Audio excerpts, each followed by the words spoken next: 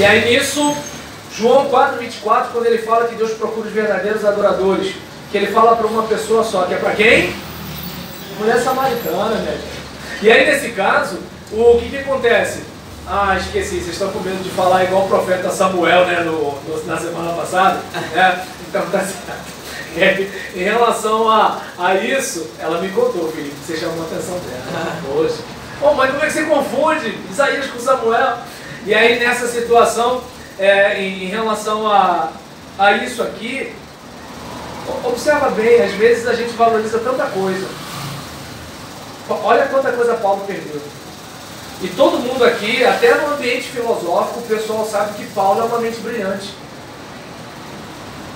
O filósofo Paulo Giraldelli chega a dizer que assim, o cristianismo se torna outro depois do apóstolo Paulo, por causa do arcabouço de raciocínio que ele traz acerca da fé cristã. Então é algo que assim, o seu tempo desprezou, mas o pensamento dele influenciou o pensamento ocidental. Por exemplo, se você observar, há uma luta ideológica no Brasil que de alguma forma tenta desconstruir a mentalidade judaico-cristã. Porque essa ideia de certo, errado, de culpa e tudo, vem tudo lá de trás. E teologicamente temos uma dívida com Deus. Mas, historicamente falando, filosoficamente falando, o Ocidente tem uma dívida com o apóstolo Paulo. Vivia sendo preso, surrado, desacreditado, mas você percebe que o seu valor não tem a ver com o valor que alguém atribui a você. O seu valor é intrínseco, é o valor que Deus deu a você pelo simples fato de criá-lo à imagem e semelhança dele. Mas a gente vive assim, né? Se fulano acha que eu não presto, eu não presto. É complicado isso. E aí nisso, muitas pessoas foram transformadas após a ressurreição de Cristo, como o caso do apóstolo Paulo. Eu, pelo menos, falo da minha própria experiência em Cristo Jesus, e Ele é o verdadeiro Deus. Capítulo 5, vamos falar sobre a vida eterna. O mistério da vida e da morte, o fim e a consumação de todas as coisas, assim como o seu começo e sua existência, são envolvidos em um mistério impenetrável à razão humana. Então é complicado lidar com a morte.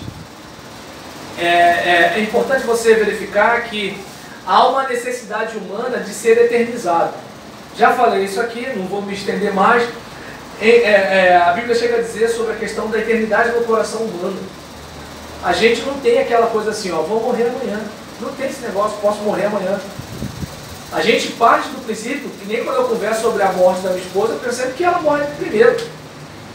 Eu posso morrer primeiro, até porque os homens morrem, na maioria das vezes, antes. Os jovens, por causa da violência, e os velhos, porque não vão no médico. Né? E quando vai de vez. Então, geralmente é assim. Olha. Pode reparar, o homem é sempre durão, né? Está sempre bem, está sempre firme, está sempre forte, mas por dentro está estragando. Entende? Mulher vive sentindo tudo. Ó, legal como é que dura. Dói aqui, dói ali, dói lá, tô com isso, tô com aquilo, tô com o outro, ó, e tá durando. O homem não sente nada. Tá sentindo, mas quer bancar o bom. E aí eu volto para Jesus, né? Chora lágrimas de sangue, pede os amigos para ficar junto com eles, e eu quero mostrar que sou alguma coisa. Dá licença, né? E aí nisso, quem quer que tente alcançar esses mistérios através da luz da ciência, mais cedo ou mais tarde chegará à conclusão de que essa tentativa é inútil. É interessante, por exemplo, que se você observar a própria medicina, a medicina ela não chega a evitar a morte, ela retarda a morte, mas evitar ela não evita. O médico hoje ele segurou, né? Zé Maria veio com a foice para te levar, e o médico foi e fez uns paranauê lá e você voltou. Aí mas tem mês que vem, tem ano que vem, tem a década que vem. Vai chegar uma hora que o médico vai perder, é questão de tempo. Aí vem a farmácia, e a farmácia vai mumificando a gente, né? A gente vai ficando velho, vai tomando remédio e vai durando. Mas chega uma hora que a farmácia não vai mais ajudar. Uma hora a morte ganha. Lembra? Deus disse que a gente ia morrer, gente, é bíblico. teria desgraça no mundo, gente. É profético, meu Deus do céu. Não tem para onde correr. Mas aí os crentes Nutella que a gente conhece, né, movido a Netflix, o que acontece? É um pessoal que assim, não consegue aprender com a igreja do primeiro século, sofrimento atrás de sofrimento, e eles conseguiam celebrar a presença de Jesus. A gente com chuveiro quente, comendo contra filé, tendo internet, a gente consegue achar o culto frio, achar o culto chato, com Jesus no meio do culto. Com ar-condicionado, tá entendendo? Sem estar tomando chicotada, igual Paulo e Silas, preso, espancado. Vocês conseguem imaginar? Se eles estão tudo lá presos daquele jeito, vocês acham que carcereiro ia ficar levando um para, quero fazer número 1, eu quero fazer número 2. Gente, aquilo ali deve ser um, olha... Gente, quando eu troco a fralda do meu filho, parece que o mundo acabou, entendeu? É um negócio de louco. Tu bota ali dentro do saquinho, amarra, e joga ela fora. Então o que acontece? Agora imagina aquele monte de gente ali. Quando você passa, às vezes, num canto de... Porque tem gente que, assim, tem mania de urinar em canto de loja, esses negócios assim, né? Quando você passa e aquele lugar tá com aquele cheiro entranhado, não é complicado? Agora imagina dentro de uma prisão. Você está com infecção, fungo, bactéria, suor, excremento, urina, e os caras estão lá celebrando a presença do Cristo ressurreto. Os crentes de hoje, com tudo que tem. Aí nessa hora o pessoal fica chateado com o pregador, mas não tem como, gente, não tem como. Não tem como. Olha assim, o que está acontecendo com a gente? Mas aí é desabafo, deixa pra lá. Vamos seguir. E aí nisso, a vida após a morte nas religiões não cristãs. Há uma série de versões para explicar o mistério acerca da vida além da morte. Alguns povos afirmam que as almas permanecem com seus corpos nas sepulturas, que os mortos continuam a ter comunhão com os vivos, exercem influência sobre eles e podem aparecer a eles. Também há os que defendem o sono inconsciente, que as almas vão para um grande reino dos mortos, encarnação. Outras assumem o corpo de um vegetal, ou de um animal, de um ser humano, ou de qualquer outra criatura. Enquanto Hebreus 9:27 diz, né, que como aos homens está ordenado morrerem uma só vez, vindo depois disso o juízo. A vida além da morte e o evolucionismo. A inquietude e a superstição do homem pós-moderno o tem levado a acreditar em uma espécie de evolucionismo por meio da compreensão da vida além da morte. O culto aos espíritos está intimamente ligado, intimamente relacionado à doutrina da evolução. Para eles, a morte não é punição pelo pecado, mas um meio de transição para uma vida melhor e mais elevada. Porque é aquele caso, né, assim, para nós a morte é consequência do pecado. Jesus, quando vence a morte, né, ele passa por essa legislação vitorioso, de modo que quem morre com ele, ressuscita com ele e vence a morte também. Mas quem está fora desse contexto, não. A morte é um portal para um nível melhor. Fulano partiu para outro. Está melhor que nós, né? E numa hora dessa, aí alguém chama, né, o pastor Felipe, que vai fundar um ministério com o pastor Rafael, já combinado tudo. E nesse caso, né, o que acontece? Como é que o pastor Felipe vai pregar no sepultamento do indivíduo que não é crente? Haja discernimento, junto com sabedoria, com coragem, e vai pensando um monte de coisa que o cara precisa de Deus para falar. Porque é um momento complicado. Porque todo mundo pensa em Deus na hora da morte. Mesmo que não tenha pensado em Deus a vida toda. Ninguém está nem aí para a igreja. Morreu alguém, tem como fazer uma oração? Tem como, não sei. Nessa hora todo mundo lembra do teólogo. Profissão teólogo, não serve para nada. Mas agora, alguém morreu, chama o teólogo para a gente conversar sobre o mundo espiritual, sobre Deus, sobre isso, sobre aquilo, aquilo outro, e assim por diante. Então, para algumas pessoas, né, não há julgamento na morte. Deus é bom, Deus é luz, Deus é energia, né? Então, ninguém pensa em Deus como assim, olha, um dia vai chegar a fatura.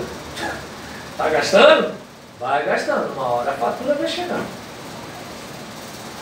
Quer brincar, brinca, contigo mesmo. Não diga que não teve um pregador que tenha avisado. Você pode até não ter gostado de ouvir, mas já teve pregador que contou isso para você. E aí nisso, outros, não há inferno, porque todos estão num processo evolutivo, está todo mundo melhorando. Né? Então, e assim por diante. A vida além da morte na concepção cristã. Cristo enfatizou que a morte não é o fim de tudo. Essa concepção já estava pré-estabelecida na cultura judaica. Por diversas vezes, Cristo interrompeu a morte, trazendo à vida pessoas que estavam ao caminho do túmulo, que, é claro, morreram de novo. Cristo morreu, mas ao terceiro dia ressuscitou. Paulo afirmou que ele foi feito as primícias do que dorme, como está lá em 1 Coríntios 15. Após a ascensão, os discípulos continuaram pregando uma vida que transcende a dimensão terrena. A afirmação da vida além da morte tornou-se uma mensagem de consolo e esperança, em meio a tantas perseguições e martírios. Os cristãos, aí lembra daquilo que eu falei mais uma vez? Gente, como é que o indivíduo ele vai passar tanta coisa?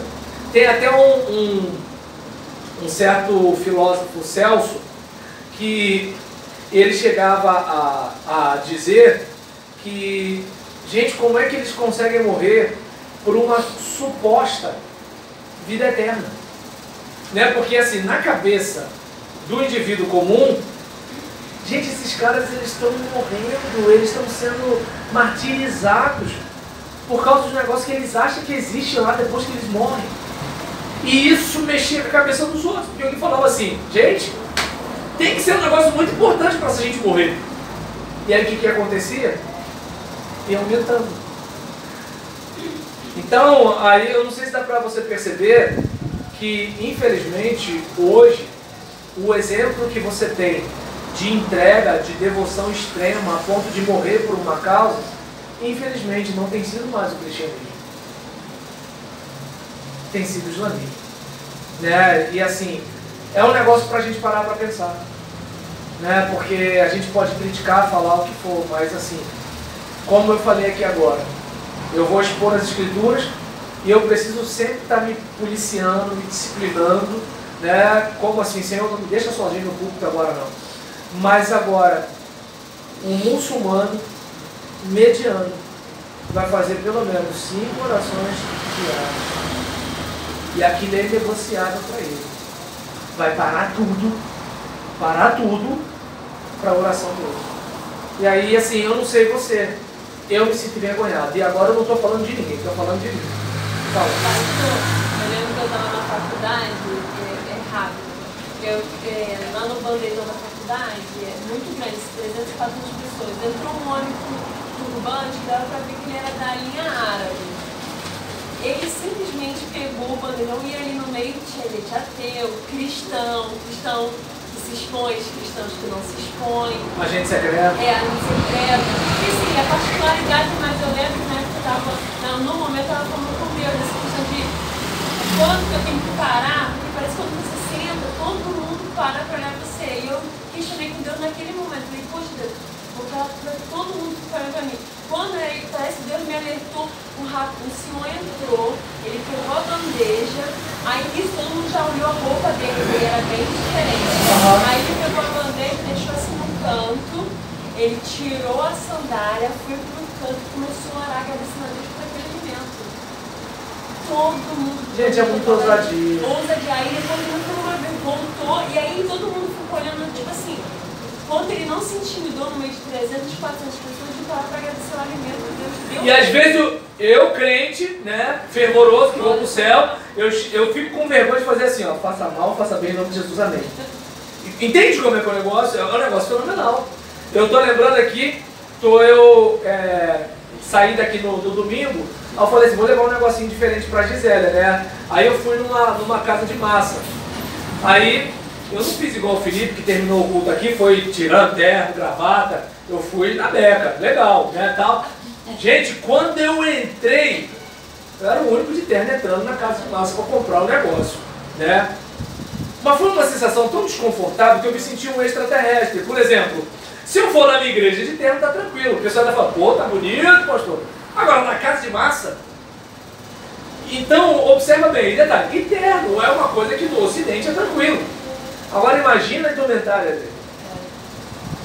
Então é importante a gente pensar o seguinte, eu não sei se dá para vocês perceberem, aqui não tem nenhuma proposta nem intenção de acusar você. Tanto que eu estou falando do meu mole.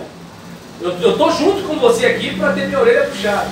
Com a diferença que eu estou falando do meu mole e você não. Mas agora, o que eu estou dizendo aqui é que assim, se Cristo realmente é um negócio sério na vida da gente, se o Evangelho é um negócio sério na vida da gente, alguma coisa tem que mudar. Alguma coisa tem que mudar. Né? E aí,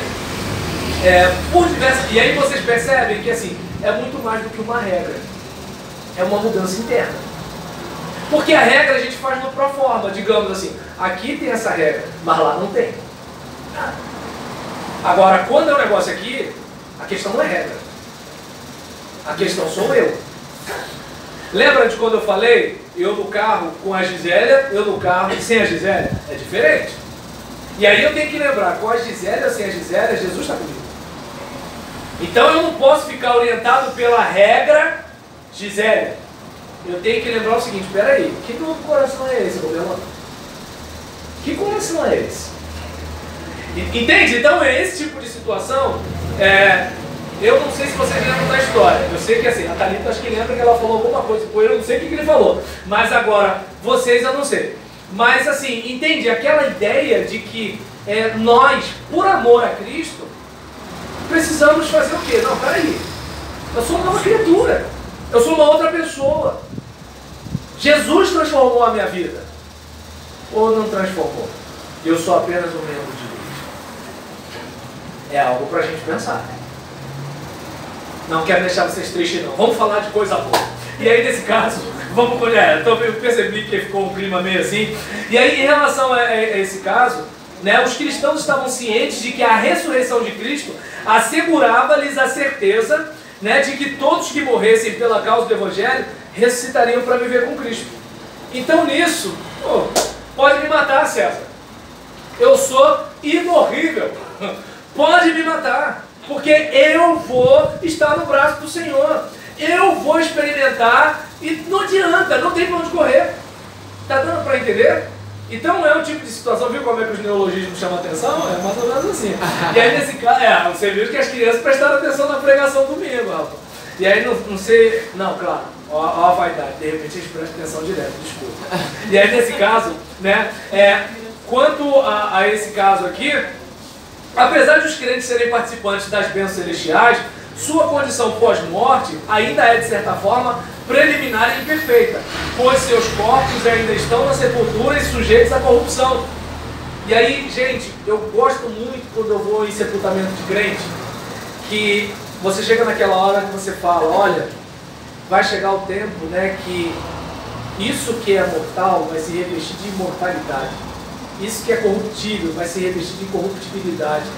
Então vai se cumprir a palavra que está escrita. Tragada foi a morte pela vitória.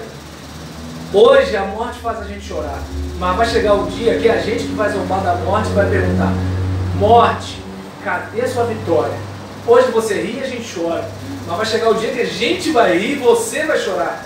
Cadê a sua vitória, morte? Né? E aí nessa hora, né, a gente, por exemplo, observa que hoje a gente está nessa, mas que vai chegar um momento que aquele corpo putrefato, ele vai ser o quê? Transformado num corpo glorificado. E aquele que hoje está vivo vai ser transformado. E eu tenho a sensação de que até o feio vai ficar bonito. Né? Então, a gente olha que nesse estado, né, alguns, por exemplo, vão pegar, alguns grupos religiosos vão pegar a ideia de sono como se a pessoa estivesse inconsciente depois da morte. Eu tenho minha resistência contra isso, até pelo bate-papo das almas debaixo do altar em Apocalipse. Senhor, quando que o nosso sangue vai ser vingado? E aí o Senhor fala para eles, olha, ainda tem mais gente para sofrer que nem vocês estão passando por isso. Depois eu vou resolver esse negócio. Alguém que está inconsciente não tem como cobrar a justiça. Né? Então, o estado intermediário não é o final. Há uma série de acontecimentos reservados ao futuro. céus e terra passarão, o reino de Deus vai ser estabelecido, e aí nisso a gente vai viver uma nova realidade. E a gente pode deixar a unidade 4 para a semana que vem, e de repente a gente pode fazer com mais tranquilidade, que a gente vai falar sobre a evidência histórica da fé cristã. Por gentileza, dá o stop aí.